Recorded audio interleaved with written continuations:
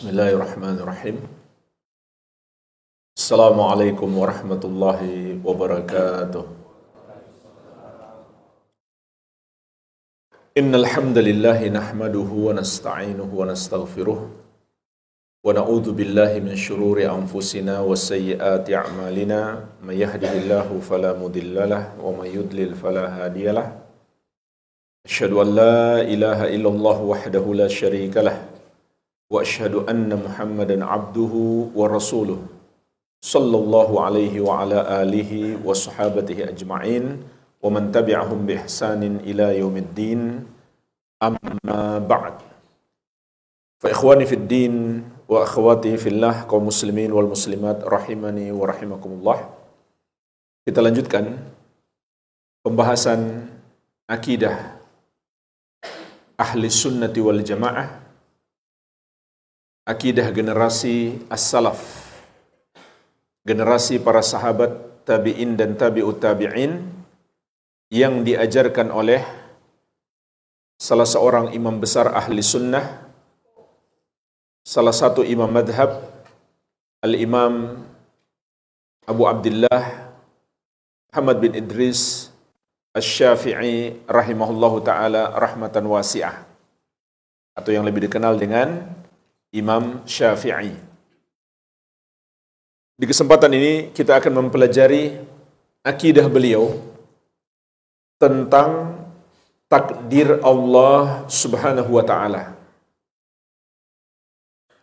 bahwa segala sesuatunya terjadi dengan takdir Allah, sampai siapa penghuni surga dan siapa penghuni neraka sudah Allah takdirkan.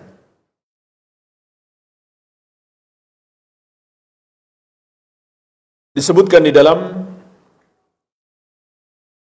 riwayat Al-Lalaka'i dari Ar-Rabi bin Sulaiman, salah satu murid terdekat Imam Syafi'i rahimahullah. Beliau berkata, Su'ila Syafi'iyu 'anil qadar. Imam Syafi'i rahimahullah ditanya tentang al-qadar, tentang takdir. Fa'ansha'a yaqul, maka beliau berkata dengan menyebutkan beberapa bait syair. Dan ini termasuk keutamaan Imam Syafi'i yang menguasai syair Arab. Dan ini tingkatan yang tinggi dalam berbahasa Arab. Kata beliau, "Fama syi'ta kana wa in lam asya." Ya Allah, apa yang Engkau kehendaki pasti terjadi, meskipun aku tidak menghendakinya. Wa ma syi'tu wa in lam tasya lam yakun. Dan apa yang aku kehendaki, namun Engkau tidak menghendaki, maka tidak akan terjadi. Artinya, kehendak Allah berdiri sendiri. Kalau Allah sudah menghendaki, seluruh makhluk tidak mungkin bisa menghalangi. Meskipun seluruh makhluk tidak menghendaki, pasti terjadi. Sebaliknya, apabila Allah sudah menghendaki, pasti terjadi, meskipun seluruh makhluk tidak menghendaki. Kalau Allah tidak menghendaki, tidak mungkin terjadi, meskipun seluruh makhluk menghendaki. Kemudian kata beliau, khalaqtal ibada ala ma alimtah. Engkau ya Allah menciptakan para hamba berdasarkan ilmu yang Engkau miliki. Wa fil ilmi yajril fata wal musin. Dan berdasarkan ilmu, seseorang menjadi anak muda ataupun menjadi orang tua. Artinya semua sudah diketahui oleh Allah Subhanahu wa ta'ala sebelum segala sesuatunya terjadi. ala dha mananta wa hadha khadhaltah. Ada orang yang engkau berikan nikmat, ada orang yang engkau biarkan. Wa hadha a'anta wa dha lam tu'in. Ada orang yang engkau berikan pertolongan dan ada yang tidak engkau berikan pertolongan. Artinya segala sesuatunya ditakdirkan oleh Allah Subhanahu wa taala. Faminhum syaqiyyun wa minhum sa'idun. Di antara manusia ada yang celaka dan ada yang bahagia. Artinya Allah sudah menakdirkan siapa yang celaka dan siapa yang bahagia. Maksud yang celaka itu adalah penghuni neraka, sedangkan yang bahagia adalah penghuni surga. Sudah Allah tuliskan. Wa minhum qabihun wa minhum hasan. Dan di antara mereka ada yang buruk dan ada yang baik. Siapa yang beramal buruk, siapa yang beramal baik, sudah Allah takdirkan. Wa minhum faqirun wa minhum ghaniyun. Dan di antara mereka ada yang fakir dan di antara mereka ada yang kaya. Sudah Allah tetapkan. Wa kullun bi a'malihi murtahan. Dan setiap orang tergadaikan dengan amalan-amalannya. Artinya, bagaimana nasib seseorang, Allah takdirkan juga bergantung pada amalannya. Inilah jemaah sekalian, beberapa bait syair yang disebutkan oleh Imam Syafi'i rahimahullah tentang akidah beliau terkait dengan takdir Allah Subhanahu wa taala.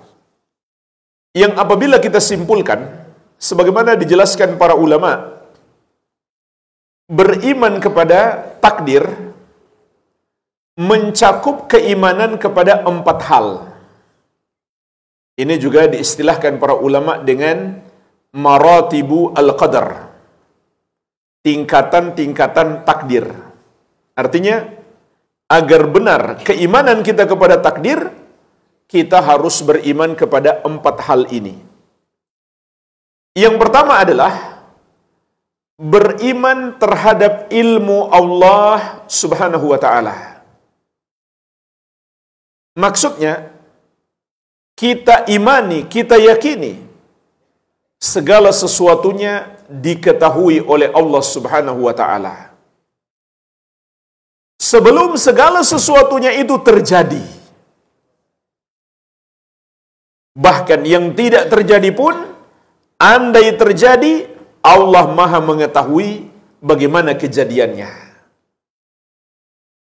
Inilah makna ucapan Imam Syafi'i rahimahullah, khalaqatal ibada ala ma alimtah wa fil ilmi yajril fata wal musin.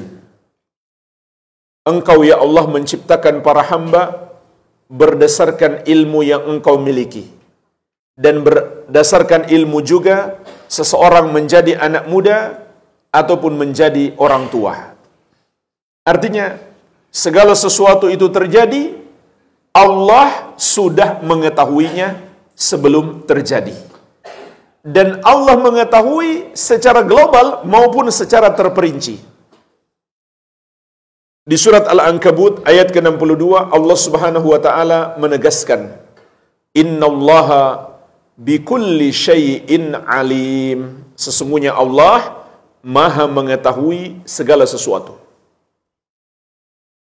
Di surat At-Talaq ayat ke-12, Allah Subhanahu wa taala juga menegaskan, "Lita'lamu annallaha ala kulli syai'in qadir wa annallaha qad ahata bikulli syai'in ilma." Agar engkau mengetahui bahwasannya Allah Maha mampu atas segala sesuatu dan bahwasannya ilmu Allah meliputi segala sesuatu. Jadi, baik secara global maupun secara terperinci, Allah Maha mengetahui apapun, segala sesuatunya, semua peristiwa, semua yang akan terjadi di muka bumi, semua yang Allah ciptakan, seluruh makhluknya, Allah Maha mengetahuinya. Allah mengetahui berapa banyak manusia yang akan Dia ciptakan, dan Allah mengetahui secara detail manusia itu tingginya seperti apa, seberapa banyak yang akan dia makan, berapa liter jumlah darah di tubuhnya, berapa uratnya, sebanyak apa tulangnya, sebanyak apa sel-sel dalam dirinya, semuanya Allah Maha mengetahui secara detail. Ilmu Allah meliputi segala sesuatu. Ini yang pertama, yang wajib kita imani. Yang kedua, beriman kepada Al-Kitabah, pencatatan takdir. Maksudnya adalah kita yakini segala sesuatu yang terjadi pada hamba sudah Allah takdirkan, sudah Allah catat terlebih dahulu, sudah Allah tuliskan. Sampai siapa penghuni surga, siapa penghuni neraka, sudah Allah tulis. Siapa yang amalannya baik, yang amalannya buruk, sudah Allah tulis. Siapa yang kaya, siapa yang miskin, sudah Allah tulis. Ini maksud ucapan Imam Syafi'i rahimahullah, faminhum syaqiyyun wa minhum sa'idun wa minhum qabihun wa minhum hasan wa minhum faqirun wa minhum ghaniyun. Allah telah menuliskan siapa yang celaka dan siapa yang bahagia, yaitu siapa penghuni surga, siapa penghuni neraka, siapa yang beramal buruk, siapa yang beramal baik, siapa yang miskin dan siapa yang kaya.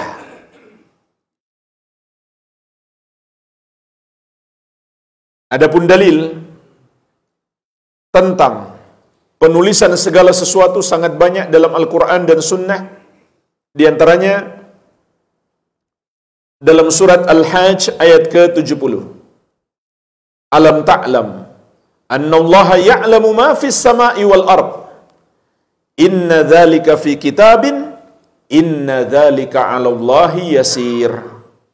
Tidakkah engkau mengetahui bahwasannya Allah Maha mengetahui apa yang di langit dan apa yang di bumi. Sesungguhnya yang demikian itu telah terdapat dalam sebuah kitab. Sesungguhnya yang demikian itu mudah bagi Allah Subhanahu wa taala. Dalam hadis yang diriwayatkan Imam Muslim dari sahabat yang mulia Abdullah bin Amr bin Al-As radhiyallahu taala anhuma, Rasulullah sallallahu alaihi wasallam bersabda, "Kataballahu maqadiral khalaiq qabla an yakhluqas samawati wal ard bi 50,000 sanatin." Allah telah menulis takdir seluruh makhluk sebelum Allah menciptakan langit dan bumi selama 50.000 tahun. Menunjukkan segala sesuatunya sudah Allah tulis di satu catatan yang disebut Al-Lauhul Mahfuz. Tetapi jemaah sekalian, catatan Allah bukan hanya satu. Secara global, catatan takdir itu ada dua macam. Pertama, yang ada di sisi Allah. Yang kedua, yang ada di tangan malaikat. Maka, dua-duanya harus kita yakini. Perbedaannya, yang ada di sisi Allah, di Al-Lauhul Mahfuz, itulah yang Allah tulis 50.000 tahun sebelum langit dan bumi diciptakan. Sedangkan yang ada di tangan malaikat, Allah berikan kepada mereka sesuai dengan kehendaknya. Perbedaan yang kedua, yang ada di Al-Lauhul Mahfuz itu catatan yang lengkap. Sedangkan yang ada di tangan malaikat, Allah tidak berikan semuanya. Perbedaan yang ketiga, catatan yang ada di Al-Lauhul Mahfuz itu tidak pernah berubah. 50.000 tahun sebelum langit dan bumi diciptakan, Allah telah tuliskan semuanya dan tidak pernah berubah. Itulah makna sabda Nabi sallallahu alaihi wasallam, rufi'atil aqlam wa jaffatis suhuf. Lembaran-lembaran telah mengering, pena-pena sudah diangkat dan lembaran-lembaran telah mengering. Artinya tidak akan berubah takdir Allah Subhanahu wa taala. Sebagaimana juga di surat Qaf ayat ke-29 Allah menyatakan, "Ma yubaddalul qawlu ladayya wa ma ana bidhallamin lil 'abid." Tidaklah dapat dirubah ucapanku itu, ketetapanku itu, dan aku tidaklah menzolimi para hamba. Jadi ini perbedaan yang ketiga. Sedangkan yang ada di catatan para malaikat itu masih mungkin berubah. Jadi kalau kita dapati ada dalil-dalil yang menunjukkan bahwa doa dapat merubah takdir. Amal-amal soleh juga bisa merubah takdir. Seperti silaturahmi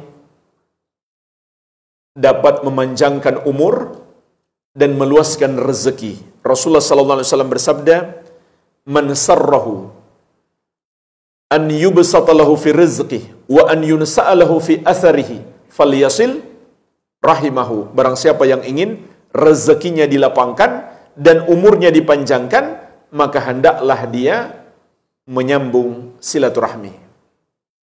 Apa artinya menyambung silaturahmi? Menyambung hubungan, menguatkan hubungan dengan orang-orang yang memiliki ikatan rahim dengan kita. Berarti maksudnya hubungan keluarga. Itu makna silaturahmi. Rahmi itu artinya rahim. Kita disebut bersilaturahmi karena kita punya hubungan rahim. Kita punya ibu yang sama atau nenek yang sama. Kalau kita nggak punya hubungan, bahkan beda suku, itu bukan silaturahmi namanya. Jadi silaturahmi itu maksudnya hubungan keluarga.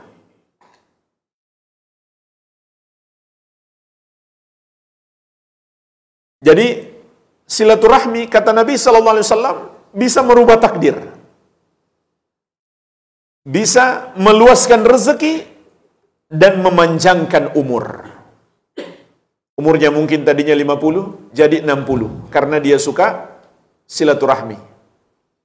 Rezekinya tadinya mungkin hanya 50 juta jadi 100 juta karena dia suka silaturahmi. Maka maksud yang bisa berubah ini adalah catatan yang ada di tangan malaikat. Adapun di Allahul Mahfuz semua itu sudah tertulis. Umurnya yang tadinya 50 menjadi 60 sudah tertulis. Hartanya yang tadinya 50 juta menjadi 100 juta sudah tertulis. Dia bersilaturahmi sudah tertulis semuanya. Dan inilah jemaah sekalian makna surat Ar-Ra'd ayat ke-39. Yamhullahu ma yasha wa yuthbit wa indahu ummul kitab. Allah menghapus apa yang dia kehendaki dan menetapkan apa yang dia kehendaki. Dan di sisinya ada ummul kitab, catatan induk. Jadi ayat ini dijelaskan para ulama ahli tafsir menjelaskan tentang dua bentuk catatan. Catatan yang masih Allah hapus dan Allah tetapkan, dan catatan yang tidak berubah. Yang tidak berubah itu adalah ummul kitab atau disebut juga Allahul Mahfuz, catatan induk yang ada di sisi Allah Subhanahu wa ta'ala. Ini secara garis besarnya dua macam catatan.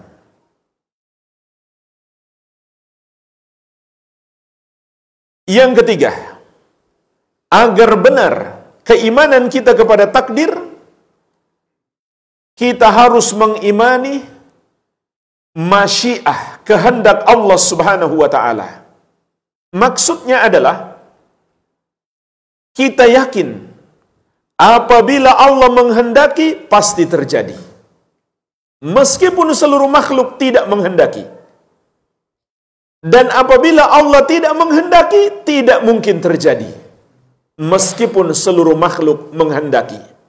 Inilah makna ucapan Imam Syafi'i rahimahullah, "Fama syi'ta kana wa in lam asya'." Ya Allah, apa yang engkau kehendaki pasti terjadi, meskipun aku tidak menghendaki. Wa ma syi'tu wa in lam tasha' lam yakun. Dan apa yang aku kehendaki, apabila engkau tidak menghendaki, maka tidak akan terjadi. Ini jemaah sekalian, wajib kita yakini. Segala sesuatunya terjadi apabila Allah Subhanahu wa taala menghendakinya. Di surat Ibrahim ayat ke-27, Allah Subhanahu wa taala menegaskan, wa yaf'alullahu ma yasha. Allah melakukan apa yang Dia kehendaki. Namun ini seringkali disalahartikan oleh sebagian orang yang menyimpang. Contoh, para pengidap penyakit LGBT, mereka berdalih dengan kehendak Allah. Mereka mengatakan, ini kan takdir, berarti Allah kehendaki. Maka kalau begitu, nggak salah dong kita LGBT begini.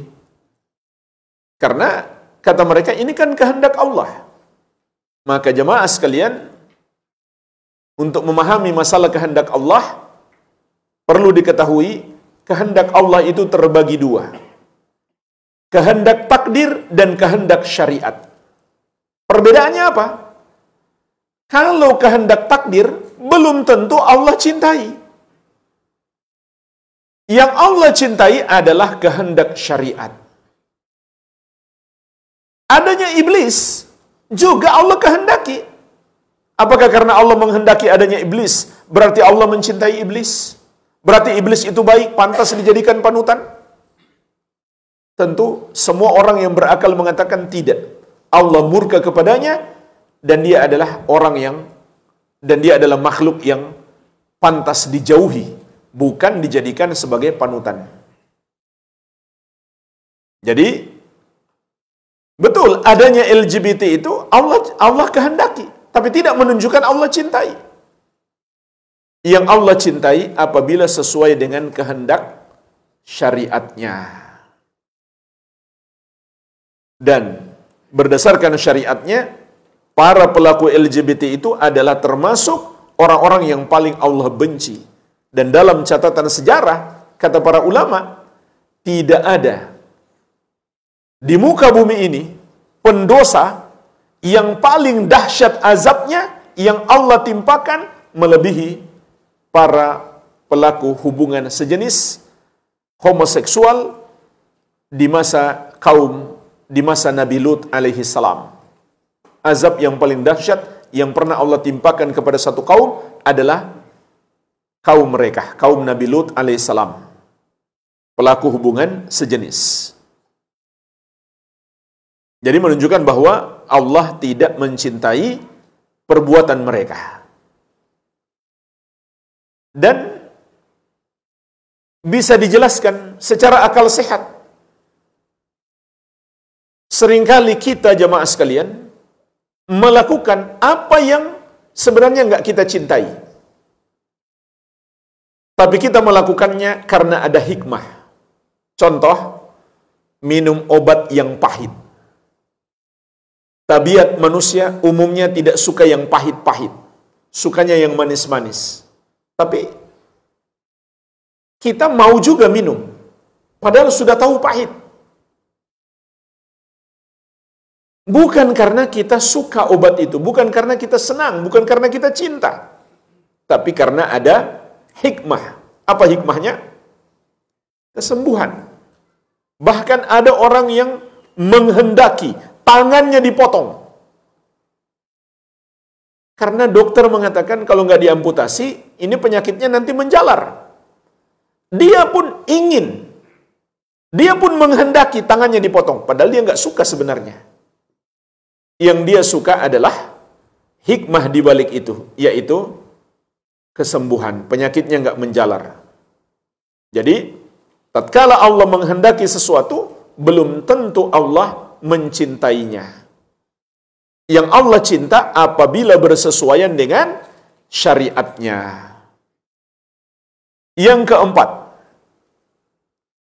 yang harus kita imani, terhadap takdir Allah adalah beriman kepada al-khalqu, penciptaan. Artinya, kita yakin segala sesuatunya selain Allah adalah ciptaan Allah. Karena selain Allah adalah makhluk Allah. Yang berwujud itu hanya ada dua. Al-Khaliq, sang pencipta, dan al-makhluk, yang diciptakan. Bahkan semua gerakan makhluk, semua tindak tanduk makhluk, semua yang terjadi pada makhluk, itu juga ciptaan Allah subhanahu wa ta'ala. Kata Asy-Syafi'i rahimahullah, khalaqtal ibada ala ma'alimtah. Engkaulah yang menciptakan para hamba berdasarkan ilmu yang engkau miliki. Yang dimaksud dengan para hamba di sini adalah semua selain Allah adalah hambanya. Semua selainnya adalah makhluknya. Dialah yang menciptakan segala sesuatu. Dalam surat Az-Zumar ayat ke-12, Allah subhanahu wa ta'ala menegaskan, Allahu khaliqu kulli syai'. Allah pencipta segala sesuatu. Dalam surat Al-Furqan ayat kedua, wa khalaqa kulla syai'in faqaddarahu taqdira. Dan dialah yang menciptakan segala sesuatu serta menakdirkannya dengan sebaik-baiknya penakdiran. Dalam surat As-Saffat ayat 96, wallahu khalaqakum wa ma ta'malun. Dan Allah yang menciptakanmu dan menciptakan apa yang kamu kerjakan. Jadi jemaah sekalian, seorang manusia adalah ciptaan Allah. Ucapannya, pandangan matanya, apa yang dia dengarkan, gerakan tangan dan kakinya, itu juga ciptaan Allah. Perbuatannya semuanya adalah ciptaan Allah. Wallahu khalaqakum wa ma ta'malun. Dan Allah yang menciptakan kamu serta apa yang kamu kerjakan. Allah yang menciptakan sebutir debu. Ketika debu itu terbang karena tertiup angin, itu juga ciptaan Allah subhanahu wa ta'ala. Segala sesuatunya terjadi karena Allah menciptakannya. Inilah jemaah sekalian, 4 yang harus kita yakini agar benar keimanan kita kepada takdir. Ingat saja 4 kata. Ilmu, al-kitabah, pencatatan, al-masyiah, kehendak, al-khalqu, penciptaan. Inilah yang disebut dengan maratibut takdir, dan 4 hal ini semuanya terkandung di dalam bait-bait syair yang disebutkan oleh Al-Imam Asy-Syafi'i rahimahullahu ta'ala. Jemaah sekalian, mungkin terbetik dalam benak seseorang, kalau semuanya sudah ditakdirkan, buat apa lagi kita beramal? Kan sudah Allah tetapkan siapa yang beramal baik, siapa yang beramal buruk, siapa penghuni surga, siapa penghuni neraka. Kalau begitu, buat apa lagi kita beramal? Biarkan saja kepada takdir. Maka jemaah sekalian, pertanyaan seperti ini ternyata sudah pernah diajukan oleh para sahabat kepada Rasulullah sallallahu alaihi wa ala alihi wasallam. Disebutkan dalam banyak riwayat. Di antaranya dari Ali bin Abi Thalib radhiyallahu anhu.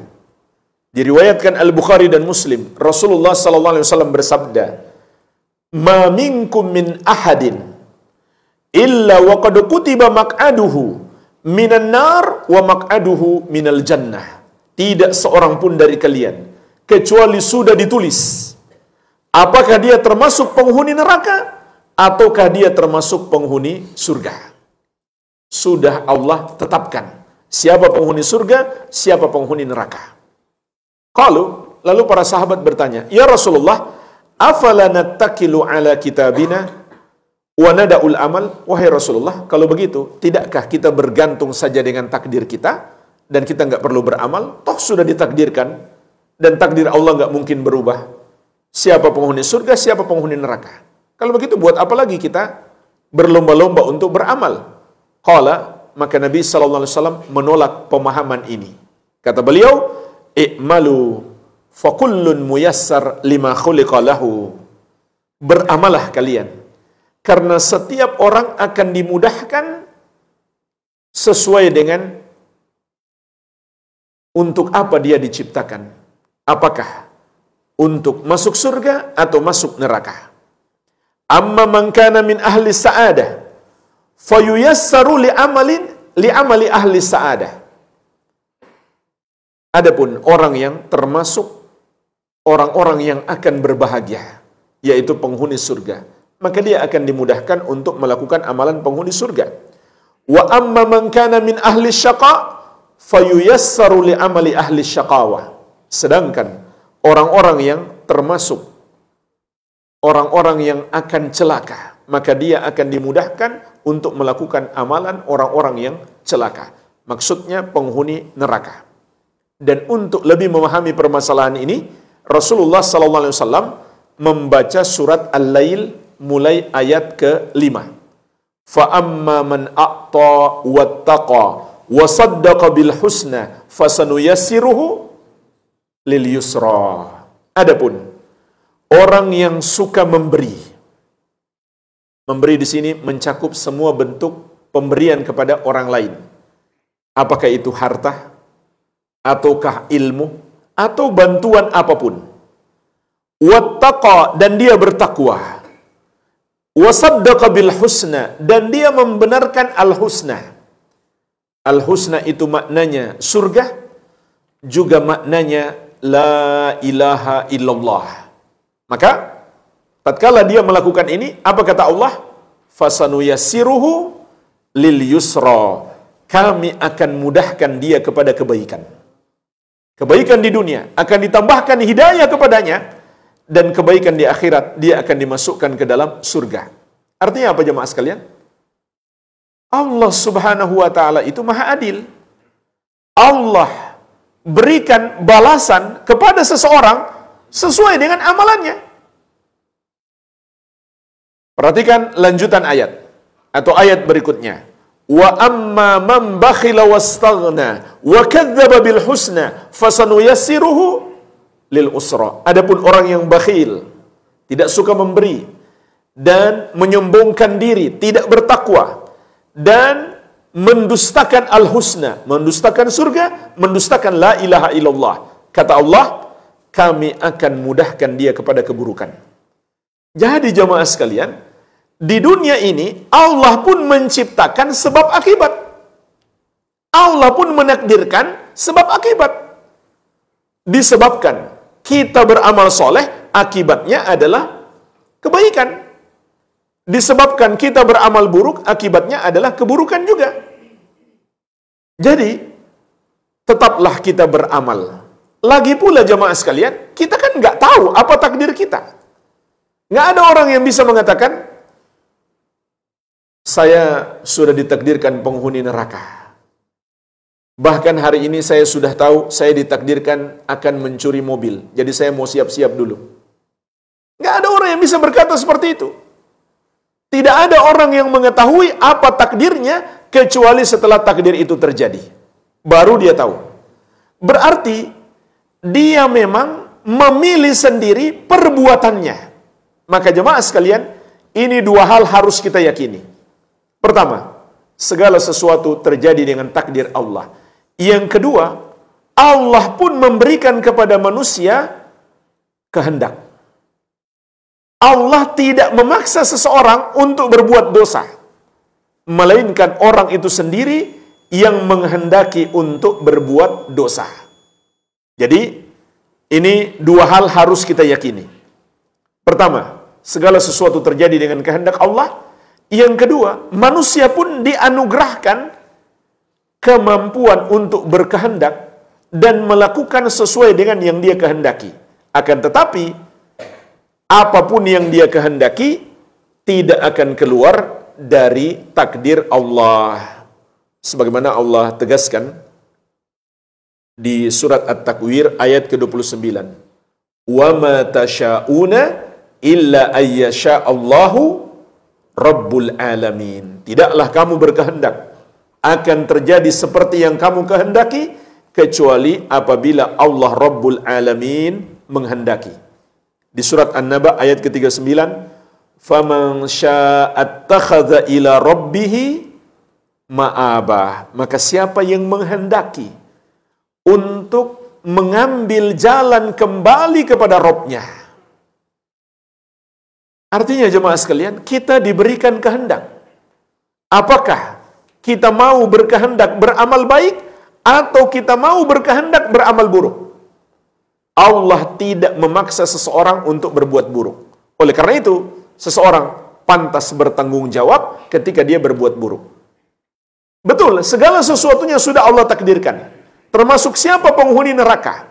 Tapi ingat, penghuni neraka itu Allah masukkan ke neraka sebagai balasan atas perbuatan mereka. Dan itu adalah keadilan. Dan ketika mereka berbuat maksiat, Allah tidak memaksa mereka. Mereka memilih sendiri. Akan tetapi, apapun pilihan mereka, sama sekali tidak keluar dari takdir Allah Subhanahu wa Ta'ala. Kalau Allah memaksa mereka berbuat maksiat, lalu kemudian Allah mengazab mereka, maka Allah kalau begitu zalim. Tentu itu tidak mungkin Allah lakukan. Di surat Qaf ayat ke-29 Allah menegaskan, "Wa ma ana bidzallamin lil 'abid," dan aku tidaklah berlaku zalim kepada hamba-hambaku. Bahkan jemaah sekalian, di dalam syariat Allah, orang yang dipaksa orang lain untuk berbuat maksiat, maka orang yang dipaksa itu tidak berdosa. Bahkan berbuat kekafiran sekalipun. Sebagaimana firman Allah Subhanahu wa Ta'ala, "Illa man ukriha wa qalbuhu mutmainnum bil iman." Kecuali orang yang dipaksa, maka dia tidak kafir, asalkan hatinya tetap beriman. Karena hati nggak mungkin dipaksa. Misalkan seseorang dipaksa untuk menghina Nabi Muhammad SAW, itu ucapan kufur. Kalau ada seorang muslim menghina Nabi SAW, maka ulama Islam sepakat dia menjadi kafir, murtad, keluar dari Islam. Tapi jika seseorang dipaksa melakukannya dan hatinya menolak, maka dia tidak kafir, tidak pula berdosa. Itu ketetapan dalam syariat Allah. Jadi nggak mungkin Allah memaksa seseorang berbuat dosa. Sementara dalam syariatnya, orang yang dipaksa oleh orang lain untuk berbuat dosa, dia tidak berdosa. Jadi jemaah sekalian, manusia Allah berikan kemampuan untuk memilih. Apakah memilih ketaatan atau memilih kemaksiatan. Akan tetapi, apapun yang dia pilih, sama sekali tidak keluar dari takdir Allah Subhanahu wa Ta'ala.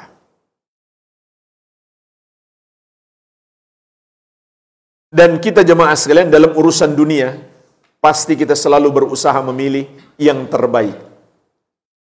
Suatu perumpamaan misalkan, ada 2 mobil yang ditawarkan kepada kita. Kita ingin beli mobil nih. Ada 2 mobil, harganya sama. Mereknya juga sama. Tapi yang satunya masih mulus, lancar di perjalanan, nggak pernah mogok-mogok. Sementara yang satunya sudah nggak mulus. Di perjalanan nggak lancar, suka mogok. Maka jemaah sekalian, tidak ada orang yang mengatakan, biarlah saya pilih yang suka mogok ini karena ini sudah takdir saya. Nggak ada orang berkata begitu. Pasti dia pilih yang bagus. Begitulah seharusnya dalam hidup ini. Kita memilih ketaatan. Bukan memilih kemaksiatan, lalu berdalih dengan takdir. Betul, kalau kita pilih maksiat, itu juga takdir Allah. Tapi Allah memberikan kepada kita kemampuan memilih. Allah tidak memaksa kita. Maka siapa yang memilih kemaksiatan, dia pantas diazab, dia pantas bertanggung jawab atas apa yang dia pilih. Dan pada akhirnya jemaah sekalian, manusia itu terbagi 3 dalam beriman kepada takdir. yang kita pelajari itulah akidah ahli sunnati wal jamaah. Beriman segala sesuatunya ditakdirkan oleh Allah Subhanahu wa taala, tapi tidak menafikan bahwa hamba Allah berikan kemampuan untuk berkehendak melakukan sesuatu sesuai dengan apa yang dia kehendaki. Namun apapun yang dia kehendaki tidak keluar dari takdir Allah Subhanahu wa taala. Itulah akidah ahli sunnah dengan 4 tingkatan takdir yang telah kita pelajari. Yang kedua disebut golongan al-jabriyah. Dari kata al-jabr yang artinya paksaan. Jadi menurut mereka Allah memaksa hamba untuk melakukan sesuatu. Manusia itu menurut mereka hanya seperti wayang.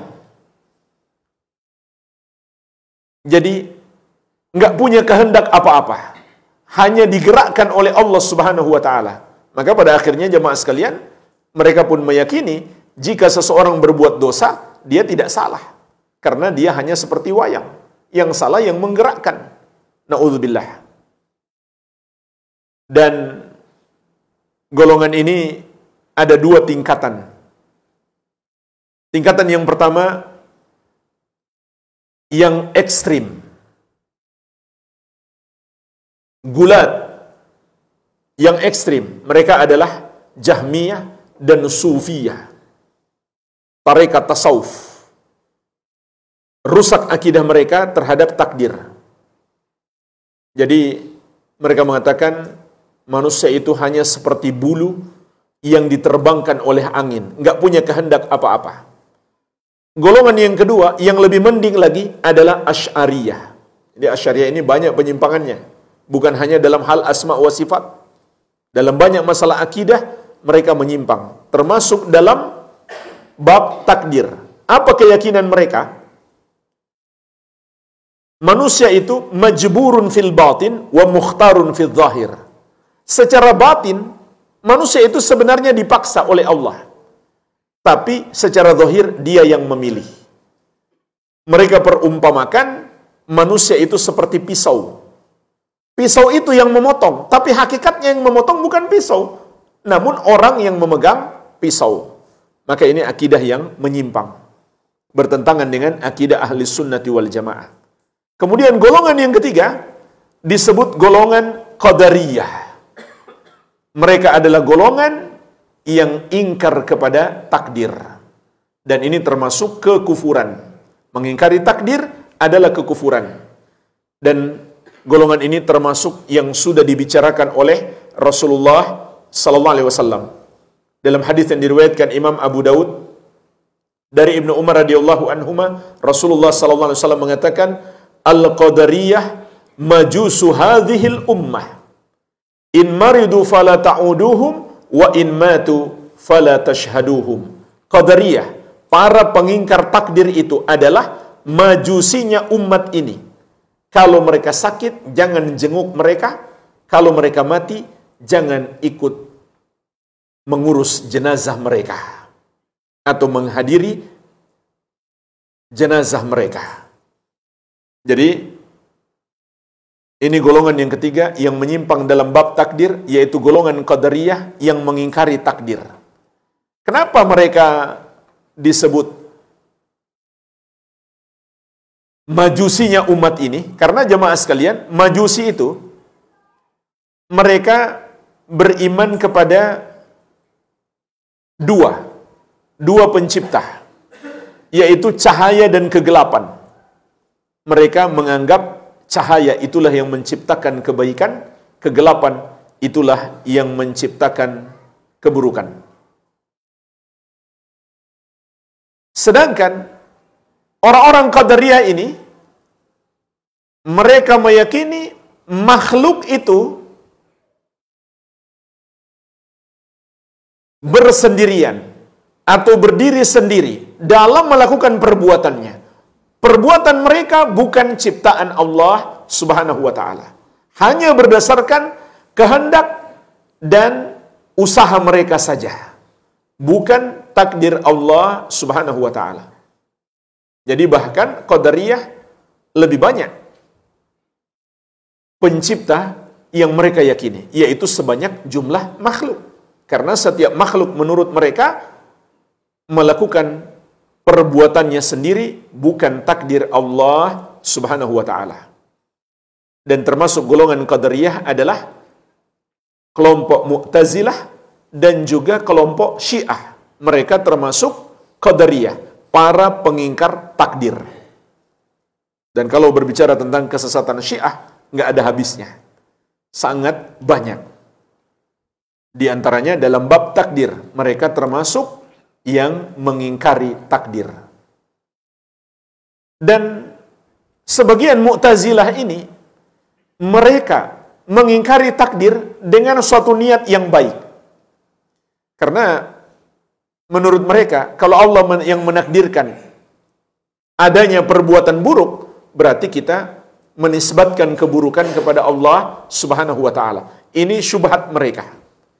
Kalau kita meyakini kebaikan dan keburukan juga takdir Allah, jadi kalau kebaikan mereka tidak masalah, dikatakan itu sebagai takdir Allah. Yang masalah itu adalah keburukan. Adanya orang mencuri, adanya orang berzina. Kata mereka itu bukan takdir Allah Subhanahu wa ta'ala. Jadi mereka mengatakan ini atas dasar ingin mensucikan Allah. Karena menurut mereka, kalau Allah yang menakdirkan itu, berarti Allah berbuat buruk. Na'udzubillah. Jadi jemaah sekalian, ini perlu kita pahami dengan baik. Segala sesuatunya Allah yang takdirkan. Kan Nabi SAW mengatakan, wa tu'mina bil qadari khairihi wa syarrihi. Engkau beriman kepada takdir Allah, baiknya dan buruknya. Bukan hanya baiknya, buruknya juga adalah takdir Allah Subhanahu wa ta'ala. Adanya iblis dan perbuatan iblis, itu takdir Allah. Allah menghendakinya, Allah yang menciptakannya. Adanya para pengikut iblis dan perbuatan-perbuatan dosa mereka, itu takdir Allah Subhanahu wa ta'ala. Harus kita yakini, tidak boleh ada keraguan sedikit pun. Nah, cuma jemaah sekalian, tatkala Allah menakdirkan keburukan, itu enggak disebut Allah berbuat buruk. Takdir Allah, perbuatan Allah menakdirkan adalah perbuatan yang maha baik, adalah perbuatan yang sempurna. Karena alhamdulillah, segala puji hanya milik Allah. Artinya Allah pemilik kesempurnaan, maka semua perbuatannya itu sempurna, termasuk perbuatannya menakdirkan. Kalau begitu jemaah sekalian, di mana letak keburukannya? Bukankah kita beriman kepada takdir baiknya dan buruknya? Sementara kita mengatakan semua perbuatan Allah menakdirkan adalah baik, nggak ada yang buruk. Maka ketahuilah keburukan itu terletak pada al-maqdur, bukan pada perbuatan Allah menakdirkan, tapi ada pada al-maqdur, apa yang Allah takdirkan. Contoh, Allah menakdirkan iblis. Perbuatan Allah menakdirkan iblis adalah perbuatan yang maha baik. Perbuatan yang tidak memiliki kekurangan. Lalu di mana letak keburukannya? Pada diri iblis itu sendiri.